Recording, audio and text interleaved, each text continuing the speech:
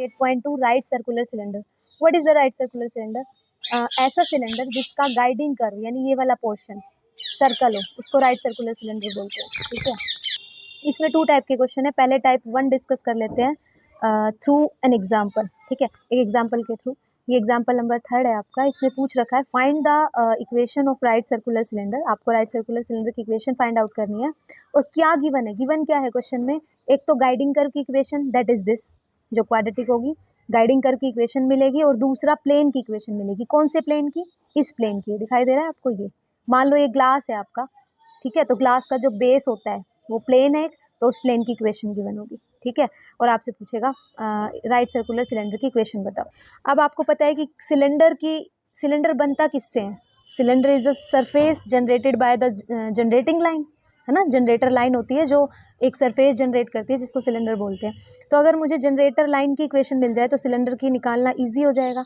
तो let us find firstly the equation of generator line. अब generator line क्योंकि एक लाइन है और लाइन की इक्वेशन के लिए आपको क्या चाहिए? उसके ऊपर एक पॉइंट चाहिए और उसके डायरेक्शन रेशो चाहिए। ठीक है, तो उसके पॉइंट तो ले लेंगे हम x1 y1 z1, और रेशो कहाँ से मिलेंगे? इस प्लेन की इक्वेशन से। मतलब x का कोफिशिएंट l होगा, y का कोफिशिएंट m, z का coefficient n। That will be the direction ratio of the generator line.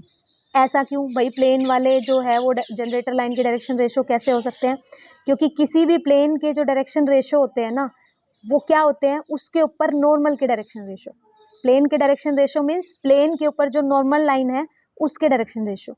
अब एक बात बताओ, इस प्लेन के ऊपर जो नॉर्मल लाइन होगी, ये प्लेन है, इस पे नॉर्मल लाइन इस तरह से ही होगी कोई, है ना। और ये नॉर्मल लाइन किसके पैरेलल है? जनरेटर, सारी जितनी भी जनरेटर लाइन है उसके पैरेलल है। और आपको पता है 2 पैरेलल लाइन के डायरेक्शन रेशो सेम होते हैं। तो अगर इस नॉर्मल लाइन के डायरेक्शन रेशो आपको मिल जाए, कहाँ से मिलेंगे इस नॉर्मल लाइन के डायरेक्शन रेशो? इस प्लेन की इक्वेशन से, क्योंकि प्लेन की इक्वेशन में जो डायरेक्शन रेशो होते हैं वो उस प्लेन के ऊपर नॉर्मल के डायरेक्शन रेशो होते हैं। तो जनरेटर लाइन के भी मिल जाएंगे क्योंकि जनरेटर लाइन इस नॉर्मल के पैरेलल है। ठीक है, तो हम डायरेक्शन रेशो जनरेटर लाइन के लिए यही वाले यूज़ करेंगे जो प्लेन के, यानी एक्स वाई और जेड का कोफिशिएंट नीचे लिखेंगे, और ऊपर जो पॉइंट है वो क्या लेंगे? x1 y1 z1। x1 y1 z1 क्या है? Any point on the generator line. ठीक है, अब देखो जनरेटर लाइन की जो इक्वेशन है इससे एक्स वाई जेड की वैल्यू निकाल लो। कैसे? इसको किसी कांस्टेंट के इक्वल मान लो, कोई भी कांस्टेंट ले सकते हो, जस्ट कांस्टेंट है, के मान लो, आर मान लो, कुछ भी मान लो, यहाँ लिख देना से फर्स्ट और लास्ट को कंपेयर करके x की वैल्यू आ जाएगी, सेकंड लास्ट को कंपेयर करके y की, थर्ड लास्ट को कंपेयर करके z की। एक्स वाई जेड की जो ये वैल्यू आई है आपकी, ये इक्वेशन 3 को भी सेटिस्फाई करेगी और 4 को भी। ऐसा क्यों? क्योंकि एक्स वाई जेड की वैल्यू कहाँ से आई है? जनरेटर लाइन से, और जनरेटर लाइन इस कर्व को भी टच कर रही है और इस प्लेन को भी टच कर रही है। देखो आप यहाँ पे जनरेटर लाइन इस गाइडिंग कर्व को टच कर रही है ना, और ये गाइडिंग कर्व की इक्वेशन है, और ये इस प्लेन को भी टच कर रही है और ये प्लेन की इक्वेशन है। तो इसलिए जो एक्स वाई जेड की वैल्यू यहाँ से आएगी वो इसको भी सेटिस्फाई करेगी और इसको भी। सेटिस्फाई करने का मतलब एक्स वाई जेड की वैल्यू यहाँ भी पुट कर दो और यहाँ भी पुट कर दो। थर्ड में पुट करोगे तो ऐसा, ये एक्स वाई जेड की वैल्यू निकाल रखी है यहाँ पे। ठीक है, थर्ड में पुट करोगे तो ये ऐसा कुछ आएगा। ठीक है, फोर्थ में यानी इसमें पुट करोगे तो ऐसा आएगा। कर लिया? अब आर क्योंकि हमने अपनी मर्जी से लिया था तो इसको एलिमिनेट करना पड़ेगा, हटाना पड़ेगा यहाँ से। तो उसके लिए क्या करोगे? यहाँ से निकालना मुश्किल हो जाएगा, यहाँ से आर की वैल्यू इजीली फाइंड आउट कर सकते हो आप। इसको सोल्व कर लो क्योंकि लीनियर है ये। इसको सोल्व करोगे तो आर की वैल्यू ये आएगी। कर लोगे? ये तो जस्ट कैलकुलेशन है। और आर की वैल्यू यहाँ जो आएगी उसको कहाँ पुट कर देना? इस वाली में, इस इक्वेशन में कर दोगे। इसमें पुट करोगे, इसको सोल्व करोगे तो ये वाली इक्वेशन आएगी आपकी। ये जस्ट कैलकुलेशन है, बड़ा हो जाता काम, इसलिए मैंने नहीं किया ये बीच का। आपको सिर्फ कैलकुलेशन करनी है। उसके बाद यहाँ वैल्यू पुट करोगे तो ये x1 y1 z1 में इक्वेशन आएगी। लेकिन मुझे ये x1 y1 z1 मतलब पर्टिकुलर जनरेटर लाइन के पॉइंट है, ये एक जनरेटर लाइन के पॉइंट से बनाइए इक्वेशन। मुझे किसकी चाहिए? मुझे तो पूरे सरफेस यानी सिलेंडर की चाहिए ना, और सिलेंडर तो सारी जनरेटर लाइन से बनता है। तो क्या लिखना पड़ेगा? मुझे लिखना पड़ेगा locus of the point x1 y1 z1, और यहाँ x1 y1 z1 की जगह बस x y z कर देना। That will be the required equation of right circular cylinder. Exercise 8.2 का 6th 7th क्वेश्चन और एग्जाम्पल 3rd तो मैंने कर ही दिया है। तो ऐसे क्वेश्चंस कर लोगे जिसमें आपसे राइट सर्कुलर सिलेंडर की इक्वेशन पूछेगा और गाइडिंग कर्व की इक्वेशन देगा जो कि ये रही, और प्लेन की इक्वेशन देगा। ठीक है, क्वेश्चन में आपको क्या गिवन था? एक तो गाइडिंग कर्व की इक्वेशन और एक प्लेन की इक्वेशन, है ना। सेकंड टाइप के क्वेश्चन में क्या गिवन होगा? जो एक गाइडिंग कर्व है ना, जो कि हमारा सर्कल है। आपको पता है राइट सर्कुलर सिलेंडर में गाइडिंग कर्व सर्कल होता है, यानी ये वाला पोर्शन सर्कल होगा, तो इसकी रेडियस मिलेगी। दूसरा, ये जो डॉटेड में दिख रही है आपको लाइन, ये एक्सिस है इस सिलेंडर की, इसकी इक्वेशन मिलेगी। एक्सिस क्या है, एक लाइन ही तो है ना, तो लाइन की इक्वेशन किस फॉर्म में मिलेगी, इस फॉर्म में मिलेगी। जो ये पॉइंट x1 y1 z1 ये क्या है, इस एक्सिस के ऊपर कोई पॉइंट, तो मैं मान लेती हूँ Q है वो पॉइंट एक्सिस पे x1 y1 z1, x1 y1 z1 कुछ भी हो सकता है, 0 0 0 समथिंग कुछ भी, ठीक है। तो ये Q पॉइंट हमारा x1 y1 z1 है जो कि एक्सिस पे है, मुझे यहाँ से पता लगा इस एक्सिस की इक्वेशन से जो कि मुझे क्वेश्चन में गिवन होगी, ठीक है। और ये P पॉइंट मैंने क्या ले लिया, इस सिलेंडर जो सिलेंडर का सरफेस है इसके ऊपर मैंने एक पॉइंट ले लिया P, इसके कोऑर्डिनेट ले लिया x y z, ठीक है। और यहाँ से ये P और Q को ज्वाइन कर दिया और ऐसे ही PM ले लिया मैंने परपेंडिकुलर ऑन द एक्सिस, ठीक है। अब एक बात बताओ मुझे, जो PM है वो क्या होगा, रेडियस होगी सिलेंडर की, ऑब्वियसली भाई। एक बात बताओ, अगर ये सेंटर है इस सर्कुलर पोर्शन का तो रेडियस क्या होती है, सेंटर से तो मेजर करते हैं ये वाली, और जितना ये पोर्शन होगा उतना ये PM होगा, तो PM क्या होगी, रेडियस ही होगी, और रेडियस आपको क्वेश्चन में गिवन होगी। अब ये जो ट्राइंगल दिखाई दे रहा है आपको PMQ, ये कैसा ट्राइंगल है, राइट एंगल ट्राइंगल, और राइट एंगल ट्राइंगल पे क्या लगेगा, पाइथागोरस लगा दो भाई। क्या होगा, PQ का whole square is equal to PM का होल स्क्वायर प्लस MQ का होल स्क्वायर, ठीक है। यहाँ तक बस, यहाँ पे आपका काम खत्म हो चुका है। अब आपको PQ की वैल्यू निकाल के PM की और MQ ये तीनों वैल्यू निकाल के इसमें पुट कर दो, आंसर आ जाएगा। PM तो क्या है, PM तो रेडियस है जो कि क्वेश्चन में गिवन होगी, तो PM की तो आप वहां से पुट कर दोगे। अब किसकी चाहिए, PQ की और MQ की। PQ की किससे कैसे निकलेगा, डिस्टेंस फॉर्मूला से। P के कोऑर्डिनेट XYZ आप मान के चलोगे और Q के आपको मिल जाएंगे इस एक्सिस की इक्वेशन से, ठीक है। तो P और Q के बीच का डिस्टेंस क्या होगा, PQ, डिस्टेंस फॉर्मूला लगा दो। तो डिस्टेंस फॉर्मूला से PQ का होल स्क्वायर क्या होगा, ऐसे तो डिस्टेंस फॉर्मूला में क्या होता है, ये वाला कोऑर्डिनेट मतलब करस्पॉन्डिंग कोऑर्डिनेट माइनस कर दो, x माइनस x1 का whole square plus y minus y1 का whole square plus z minus z1 का होल स्क्वायर।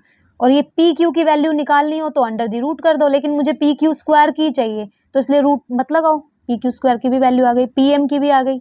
अब किसकी चाहिए, MQ की वैल्यू चाहिए बस, और MQ की वैल्यू अगर मिल गई तो तीनों वैल्यू यहाँ पुट करके आंसर आ जाएगा हमारा, ठीक है।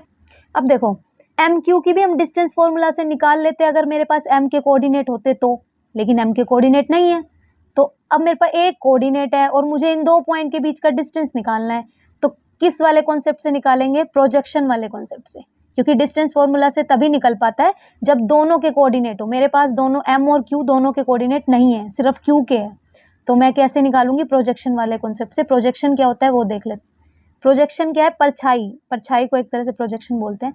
तो MQ क्या है, MQ PM की परछाई है, MQ जो ये लाइन दिख रही है ना MQ क्या है, PM की परछाई, किसके ऊपर, इस एक्सिस के ऊपर, तो वही तो लिखा है MQ is the projection of PM, मतलब PM की परछाई किस पे, एक्सिस पे, ऑन द एक्सिस QN। मान लो इसका नाम ये पूरी एक्सिस हो गई ना हमारी QN ये वाली, ठीक है।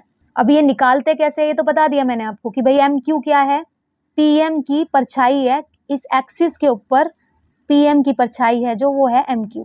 निकलती कैसे वो देख, ये फॉर्मूला है प्रोजेक्शन का कि L dash M dash N dash आएगा, यहाँ पर आएगा x minus x1 y minus y1 z minus z1। x1 y1 z1 तो Q के कोऑर्डिनेट है वो लेने हैं, x y z की जगह x y z ही रहेगा। और L dash M dash N dash क्या है, इस लाइन के, इस एक्सिस के जिसके ऊपर प्रोजेक्शन आप डाल रहे हो, इस एक्सिस के डायरेक्शन कोसाइन, वो कहाँ से निकलेंगे, डायरेक्शन रेशो से।